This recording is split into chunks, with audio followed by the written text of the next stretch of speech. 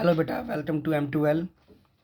आज हम class 10th science पढ़ेंगे, चैप्टर नंबर 10th प्रकाश। ठीक है।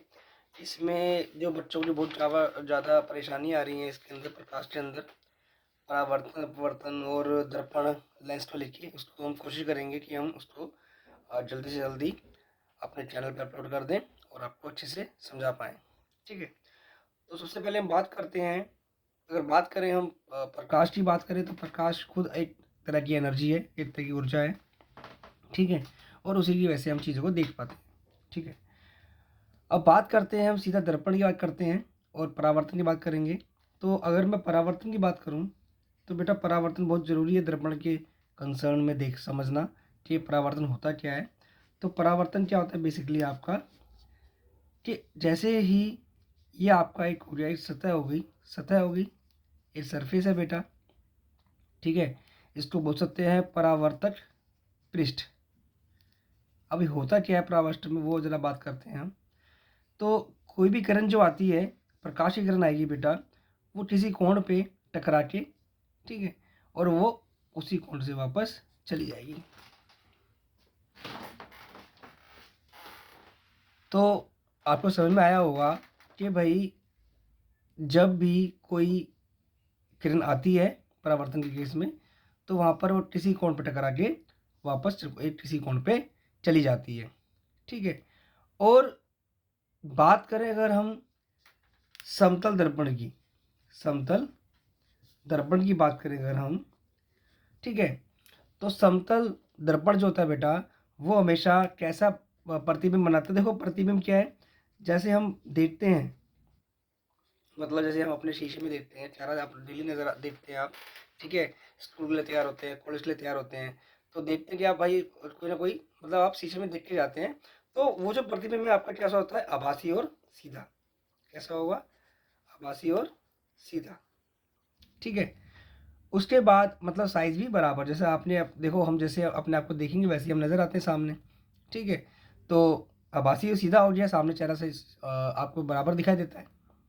ठीक है। अब क्या है कि भाई जब किरण, बात करता हूँ मैं इसकी, जब किरण यहाँ से आती है, किसी सतह पर टकराती है, तो किसी कोण से वापस चली जाती है। इसमें क्या होता है बेटा, एक बीच में हम बनाते हैं लंब। ठीक है। अब क्या है, इनके भी नाम होते हैं बेटा, कुछ नाम क्या है, जैसे इसको बोलते हैं हम परावर्तन, जी किरण का नाम है आपतित किरण, आपतित किरण बोलते हैं इसको। ठीक है। और ये जो किरण है, इसका परावर्तन हुआ है, इसको बोलते हैं परावर्तित किरण। ठीक है। उसके बाद इन कोणों का नाम भी होता है बेटा, इसका नाम होता है कोण आई, मतलब आई बोलते हैं इसको। इसका नाम होता है, जो आई कोण है इसका नाम होता है आपतन कोण। ठीक है। क्या नाम है इसका, आपतन कोण। और जो परावर्तित किरण ने जो जो कोण बनाया है ये, इसको बोलते हैं हम, परावर्तित किरण ने बनाया है, इसको बोलते हैं परावर्तन कोण। परावर्तन कोण। आपको दो चार चीज समझ में आ गई होंगी कि भाई आई क्या है, आर क्या है, परावर्तित किरण क्या है, आपतित किरण क्या है, और ये परावर्तक कोष क्या है। ये सरफेस जो सतह बनाई है, ये भी आपको समझ में आ गया होगा। ये चार पांच चीजें इसके अंदर हैं। ठीक है।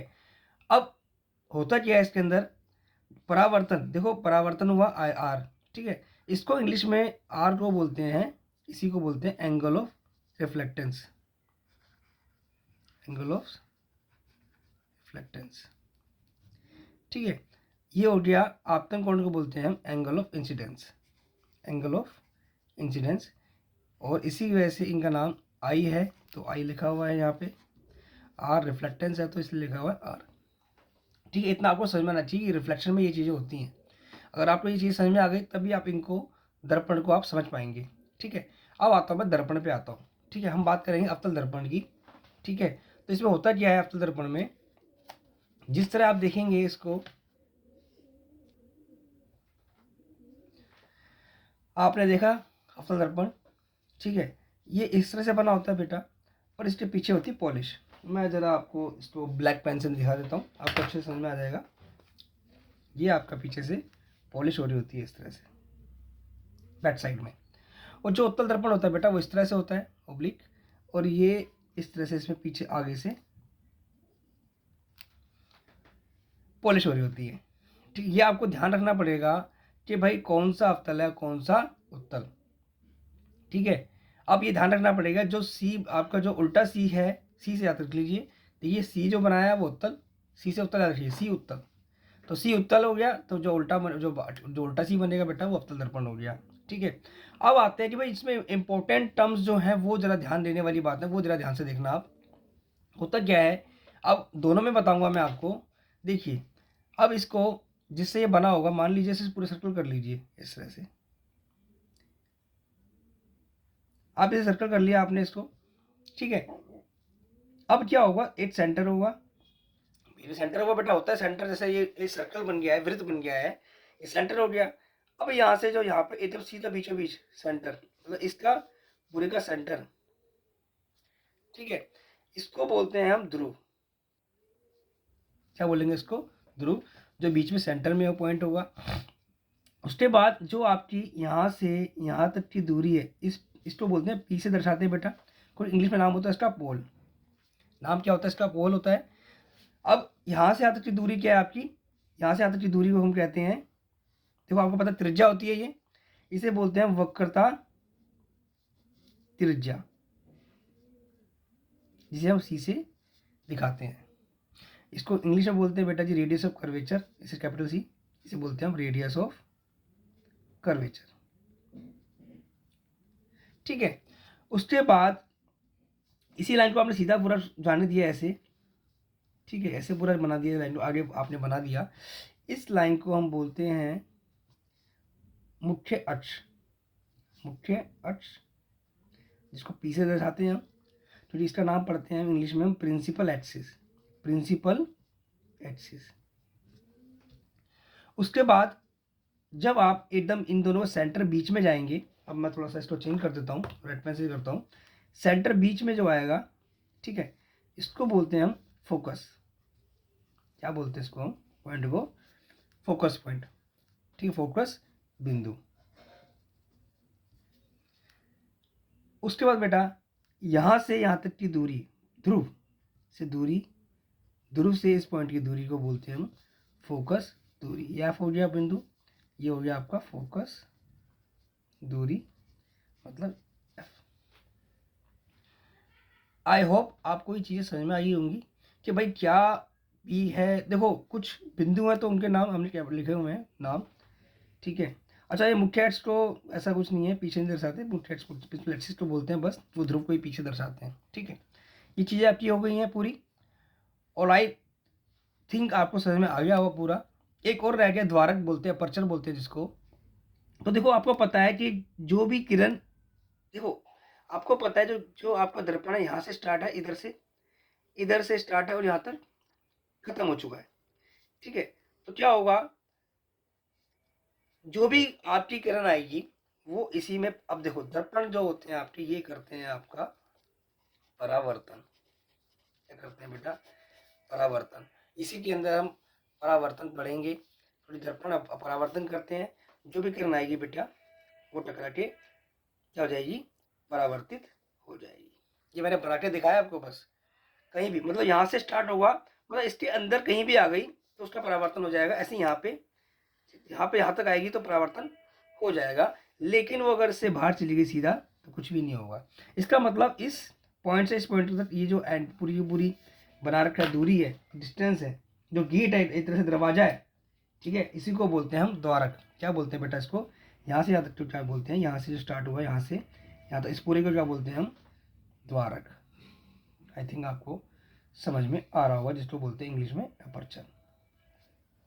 ठीक है, और दूसरी चीज, कहानी आपको एक चीज यहाँ समझ में आ गई होगी, ये पूरा का पूरा यहाँ से आता था वक्रता त्रिज्या। ठीक है, और इस पॉइंट को जो होता है, इस पॉइंट को सी बोलते हैं, इसका नाम है वक्रता केंद्र। वक्रता केंद्र मतलब सी। ये पूरी दूरी थी यहाँ से यहाँ तक। ठीक है, सी नहीं होगा बेटा, सॉरी, ये आपका आर ही है। ठीक है, इसे आर ही रखिए, रेडियस आर, रेडियस आर। ठीक है, ये चीज़ें अब आई थिंक आपको समझ में आ गई, क्लियर हो गई होंगी जो चीज़ें मैंने आपको बताई हैं, और आपको समझ में आ गया होगा जो यहाँ से यहाँ तक आर है, यहाँ से यहाँ तक का आर था और यहाँ से यहाँ तक का आपका फोकस दूरी था। इसका मतलब जो पूरी आर है आपकी, जो वक्रता त्रिज्या है, वो डबल होती है फोकस दूरी की। ये आपको यहाँ से नज़र आ रहा होगा बेटा, क्योंकि मैंने क्या बोला है, यहाँ से सी से पी तक, सी से पी तक क्या है आपका आर है, और यहाँ पे अगर आप, यहाँ पे आपको एफ है, क्योंकि मैंने बोला एफ फोकस बिंदु यहाँ पर था बीचों बीच, जब दोनों के बीच में, तो ये आधे आधे हो गए, तो एफ जो फोकस दूरी यहाँ से आता है वो क्या हो जाएगी, वक्रता त्रिज्या की आधी जाएगी, या फिर जो आपका वक्रता त्रिज्या है वो डबल है किससे, फोकस दूरी से। अगर आप इसमें एफ निकालना चाहे तो r/2 हो जाएगा। ठीक है, अब बात करते हैं हम उत्तल दर्पण में। सेम केस है, सेम चीज़ है, मैं नहीं बताऊंगा, बस आपको बस बता दे रहा हूँ कि कैसे ऐसे पूरा डायग्राम बनेगा। इसको भी ऐसे पूरा एक वृत्त मान लीजिए, और इसको, ठीक है, बीच में सेंटर से एक लाइन पास कीजिए, तो पता लग जाएगा आपको क्या है, ये मुख्य अक्ष है, ये बिंदु आपका ध्रुव, और फिर जो आपकी बीच में सेंटर होता है इसे सी, वक्रता केंद्र, यहाँ से आता पूरी दूरी आपकी वक्रता त्रिज्या, और यहाँ पे आधा फोकस बिंदु, और यहाँ से आता की दूरी आपकी फोकस दूरी। ठीक है, और यहाँ से आता वही आपका, यहाँ से आता का द्वारक हो जाएगा पूरा का पूरा ये। और अब होगा क्या, देखिए मैं आपको एक चीज़ बताऊंगा इसके अंदर बढ़िया सी, ये चीज़ आप समझ जाएंगे इसके अंदर। मेन चीज़ क्या है कि भाई देखो, जो आपको दिख रहा है, जब जो अवतल दर्पण है, बाहर से पॉलिश है, जो ये सी है, ये उल्टा सी है, तो इसके अंदर से किरणों का क्या होगा, परावर्तन होगा। अब इसमें क्या है, पॉलिश कहाँ से है, इसके अंदर से, इसलिए मतलब पीछे बैक साइड से पॉलिश है दोनों में, लेकिन इसमें अंदर इसकी तरफ, इस तरफ से है, और इसमें पीछे तरफ से है, तो इसमें जो परावर्तन होगा वो इसकी बैक साइड, इस साइड से होगा। कहाँ से होगा, इसकी बैक साइड से होगा, ऐसे, जहाँ भी जो भी इसमें रे थी आपकी, रे किरण थी, वो इसमें अंदर को आएंगी, इसमें बाहर से ही, मतलब इसकी बैक साइड से चली जाएंगी। कैसे जाएंगी वो आपको मैं बताऊंगा। दूसरी चीज़ इंपॉर्टेंट बात क्या है कि भाई आपको ध्यान रखना है, फिर वही बात है, मेन इंपॉर्टेंट बात वही बात है कि आपको ध्यान रखना है कि अवतल दर्पण कौन सा है और उत्तल दर्पण कौन सा है। इसी का पूरा खेल है बेटा, तभी आपको समझ में आ पाएगा कि भाई कैसे कैसे आपके जो भी चित्र बनते हैं, डायग्राम बनते हैं, वो कैसे बनेंगे, प्रतिबिंब, उनके बारे में हम पढ़ेंगे फिर। ठीक है, तो बेटा कुछ हम जनरल कुछ निरूपण है, कुछ मतलब आरेख बनते हैं जनरल, जो सब में कॉमन होते हैं, कॉमन चीज़ें बता रहा हूँ मैं आपको। ठीक है, तो ये आपको पता है आपका अवतल दर्पण है। अब होता क्या है, बीच में वही सेंटर से आपका क्या होगा, एक आपका मुख्य अक्ष निकल गुजरता है। यहाँ आपको बताया था मैंने, सी होता है एक सेंटर वक्रता केंद्र, और बीच में होता है आपका एफ फोकस बिंदु। ठीक है, आपको याद रखना है बेटा, कोई भी किरण अगर इन्फिनिटी, ठीक है, इन्फिनिटी का मतलब होता है बहुत दूर से आ रही है। ठीक है, कहाँ से आ रही है, बहुत दूर से आ रही है। ये मैं इसका रास्ता भी बना देता हूँ इस तरह से, या आप बोल सकते हैं जो मुख्य अक्ष के समानांतर है बेटा, इसमें भी ऐसे ही होगा। मैं वही रेट किरण खींच देता हूँ सीधा बीचों बीच। ठीक है, ऐसे बना दिया मैंने इसको, और जो इसका सी होगा यहाँ पे होगा बेटा, और यहाँ पे इसका एफ होगा। ठीक है, आई थिंक आपको समझ में आ रहा होगा। और जो किरण है वो आपको कहाँ आ रही है, इस मुख्य अक्ष के समानांतर आ रही है, सेम इस ऐसे एरो दिखा दी मैंने आपको। ठीक है, तो होता क्या है, जो भी किरण समानांतर है मुख्य अक्ष के दर्पण के अंदर, वो इससे ये आपतित किरण है, ये परावर्तित होके कहाँ से निकलेगी, फोकस बिंदु से। कहाँ से निकलेगी बेटा, फोकस बिंदु से। ऐसे यहाँ पे होगा। अब या पॉलिश है, अंदर तो जाएगी नहीं, ये ध्यान रखना बेटा। पॉलिश हमारा एक लक्ष्मण रेखा है, हमें अंदर नहीं ले जाना, जैसे यहाँ पे किया है, वो यहाँ से इस तरह से हम मानेंगे कि वो मिल रही होगी फोकस पे, और यहाँ से ये परावर्तित हो जाएगी। ठीक है, और मैंने आपको बताया था कि जब ये आपतन मतलब आपतित किरण, ऐसे एक किरण आएगी, जब ये इसका यहाँ से परावर्तन होगा दर्पण में, तो यहाँ पे दो कोण बनते हैं बेटा। एक दिन रुकिए, यहाँ कोण बनेंगे बेटा, जैसे मैंने पीछे आपको बना के दिखाया था, आई और आर। ठीक है, सेम यहाँ पर बनेगा बेटा, आपतन कोण ऐसे यहाँ बनेगा, आई और आर। आई थिंक आपको समझ में आ रहा हो। आई आर थोड़ा सा बता रहा हूँ मैं आपको, समझने की जरूरत नहीं है बस फिलहाल। तो आई आपको बस ये देखना है मेन कि भाई जब भी किरण का एक आपतन किरण आपतित किरण आएगी, वो परावर्तित हो जाएगी, तो भाई पर आपतित किरण आपतन कोण बनाएगी और परावर्तित किरण परावर्तन कोण बनाएगी। सेम यहाँ पर होगा। समझ में आया? मतलब कोई भी रेखा कोई भी किरण अगर मुख्य अक्ष के समानांतर आएगी तो वो फोकस से होकर जाएगी। दोनों ही केस में यहाँ पर हमें खुद मिलाना पड़ेगा बेटा, ठीक है। और जो ये रेखा होगी बीच वाली, ये बीच वाली जो रेखा होगी, ये जो बीच वाला होगा ये जाएगा बेटा, ये रेखा होगी इस तरह से, ये आपका इस तरह से, ठीक है। नहीं समझ में आ रहा? आपको बस ये ध्यान देना है कि जो भी पैरेलल समानांतर होगी वो फोकस से होके जाएगी बेटा। अब दूसरे पे चलते हैं। दूसरे में क्या कहानी है, देखिए मुख्य अक्ष दोनों का कॉमन बना दिया मैंने, वैसे अलग अलग बनता है, सॉरी बेटा समझाने के लिए, ठीक है। अब क्या है आपका, वही सी है, मान लीजिए एफ है यहाँ पर, इसका एफ यहाँ पे और सी यहाँ पर मान लिया आपने। अब क्या होगा, जो भी किरण फोकस से होके जाएगी, तो जो भी किरण है फोकस से होके जा रही, देखो अंदर तो नहीं, इसमें अंदर तो नहीं जाएगी, लेकिन हम मान लेते हैं कि इस तरफ फोकस पे आ रही थी, ठीक है। तो क्या होगा, देखिए यहाँ पर क्या था, जो समानांतर आ रही थी फोकस से हो चली गई, ठीक है। अब यहाँ पे क्या फोकस पे आ रही है तो ये समानांतर हो जाएगी मुख्य अक्ष के। समझ नहीं आया? सेम यहाँ पर होगा, ये भी यहाँ पे परावर्तन के बाद समानांतर हो जाएगी मुख्य अक्ष के। दोनों ही किरणें आपस में क्या हो गई हैं, सेम कंडीशन, मतलब सेम दोनों में सेम हुआ है कि दोनों में क्या हो गया, आपस में समानांतर हो गई। ये हमें याद पता होना चाहिए बेटा कि अगर कोई किरण अगर समानांतर थी तो वो फोकस से जाएगी, और जो फोकस से आएगी वो समानांतर, मतलब जस्ट इसका अपोजिट है, ये आपको याद रखना है, ठीक है। बनाएंगे तो अपने आप याद हो जाएगा बेटा, ठीक है। उसके बाद अगर हम आते हैं तीसरे वाले केस पे, तो वही मैं बताऊंगा कि आपका भाई ये बीच में ध्रुव होता है, तो एक मुख्य अक्ष बीच में से ले जाऊंगा निकाल के, ठीक है। दोनों कॉमन नहीं होता बेटा, मैं सेम सेम बनाने के लिए सिखा रहा हूँ, दिखा रहा हूँ आपको, नहीं तो ऐसे करना तो ऐसे कर सकते हैं अलग अलग, ठीक है। अब क्या है बेटा, तीसरा जो है मान लीजिए सी है, ठीक है। ये आपका वक्रता केंद्र है, ऐसे यहाँ भी सी होगा आपका, ठीक है। उसके बाद अगर जो किरण सी से होके आई है बेटा इस तरह से, जो भी आपकी किरण इस तरह से होके आई है बेटा, यहाँ पे फोकस भी होगा आपका, इस तरह से यहाँ पे फोकस होगा आपका, ठीक है। ऐसे यहाँ पे जो सी पे आई है, देखो अंदर तो नहीं जाएगी, पॉलिश है बेटा, तो हम मान लेते हैं ये ऐसे यहाँ पर आई होगी, ठीक है। वो उसी रास्ते से वापस हो जाएगी बेटा, वो उसी वक्रता केंद्र से वापस हो जाएगा। सेम यहाँ पे केस होगा, ये वापस यहाँ से चला जाएगा, ठीक है। मतलब जिस वो केंद्र सेंटर से आया था, वक्रता केंद्र आया था, उसी से वापस चला जाता है बेटा। समझ में नहीं आया मेरी बात?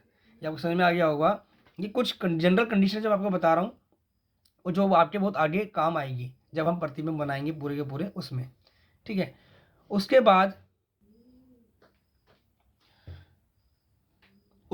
जो आपका लास्ट है जनरल, एक यहाँ से इसको वैसे बना देता हूँ, ठीक है। अब इसमें होता क्या है बेटा, मान लीजिए यहाँ पे सी और ये आपका एफ, सेम यहाँ पे एफ, यहाँ पे आपका सी। अगर कोई किरण कोई रेखा अगर इस ध्रुव पे आती है, पी पे, पी था लास्ट या बीच सेंटर में पी था, तो जिस कोण पे ये आई थी, मतलब आई जो आई था उसी कोण से वापस निकल जाएगी, परावर्तन कोण से। सेम यहाँ पर, ठीक है। यहाँ पर भी क्या होगा आपका, जिस कोण, देखो अंदर, मैं फिर वही बोल रहा हूँ, इसमें मैंने कोई भी किरण अंदर नहीं है, अंदर नहीं आई है बेटा, क्योंकि ये बाहर से पीछे से क्या है, पॉलिश हो रखा है। पॉलिश यहाँ पे भी था, इसमें जो आगे वाला भाग था, ठीक है, वो परावर्तन कर रहा है, इसमें भी इसके बैक साइड वाला कर रहा है, ठीक है। सेम चीज़ है। अब यहाँ पे क्या है, आप लोग देखो, यहाँ पर भी जब जिस कोण से ये आएगी उसी कोण से वापस चली जाएगी, ठीक है। अगर मैं इसको बना के दिखाऊं तो ये आपका आई था और ये आपका आर, ऐसे ही सेम आई था और यहाँ पे आर, ठीक है। तो आपको समझ में आ गया होगा कि भाई चारों केसेस में यही है कि जनरल आपको बता दिया मैंने, अगर कोई समानांतर आ रही है मुख्य अक्ष के दोनों केस में, ठीक है, क्या होता है, वो जो समानांतर आएगी वो फोकस से निकल जाएगी। यहाँ पे भी फोकस से हम दिखा दिया बना के, क्योंकि वो अंदर नहीं आएगी बेटा, पॉलिश है।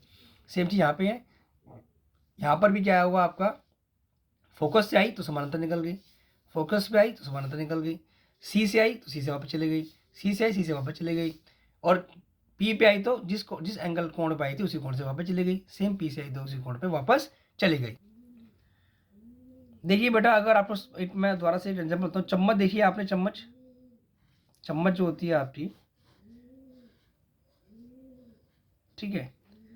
तो चम्मच होती है वो सेम वही होती है। अगर हम उसकी बात करें अंदर वाली बात करें, ठीक है, चम्मच का जो अंदर का भाग होता है ये वाला, ये हो गया आपका अवतल दर्पण की तरह, ठीक है। और जो बाहर वाला पार्ट है, देखो बाहर वाला पार्ट है, यहीं से होगा जो भी होगा, यहाँ से इस किरण ऐसे आ रही थी, इसमें किरण अंदर आ रही थी, ठीक है। तो ये वाला जो पार्ट है ये हो गया आपका उत्तल दर्पण की तरह, ठीक है। एक चीज और बताना चाहता हूँ मैं आपको कि भाई अगर ये आपका उत्तल अवतल दर्पण है, ठीक है ना, पीछे वो, तो जितनी भी किरणें अनंत से आ रही हैं, अनंत से आ रही हैं, सारी कहाँ पे जाएंगी, देखो अनंत जो मतलब समानांतर आ रही थी, अनंत मतलब अनंत से आ रही थी, ठीक है, समानांतर जो आ रही हैं ये सारी क्या हो जाएंगी बेटा, कहाँ जाएंगी, फोकस पे, फोकस पे, फोकस पे, फोकस पे, फोकस पे। समझ में नहीं आया बेटा, ठीक है। ये सारी कहाँ पे आएंगी, फोकस पे आएंगी, जैसे हमने यहाँ पे मैंने आपको रिलेटेड दिखाया, ठीक है। और अगर बात करें अब इसकी उत्तल दर्पण की, तो अंदर तो आएंगी नहीं है, तो क्या होगा बेटा,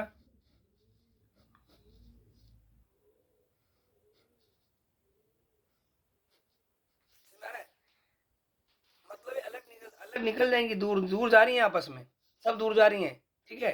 अब इसका मतलब क्या है ये बताना चाहता हूं मैं आपको। इसका मतलब ये होगा, इसको बोलते हैं हम अभिकेंद्रित करना, एक ही बिंदु पे लाना, इसको बोलते हैं बेटा अपकेंद्रित, मतलब सॉरी इसको बोलते हैं बेटा, जो दूर कर देता है बेटा।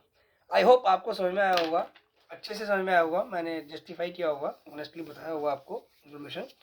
हम नेक्स्ट टाइम फटाफट से दूसरा जो आपके आरेख डायग्राम है, आरेख चित्र है, उनको हम बना के दिखाएंगे फटाफट से। और तैयारी करते रहिए, पेपर आपके बहुत निकट है, बहुत जल्दी आने वाले हैं, तैयारी पे लगे रहिए। और मुझे उम्मीद है, पूरी उम्मीद है कि आप कुछ ना कुछ अच्छा करके दिखाएंगे और अपना बेटर वर्जन लेके आएंगे। All the best.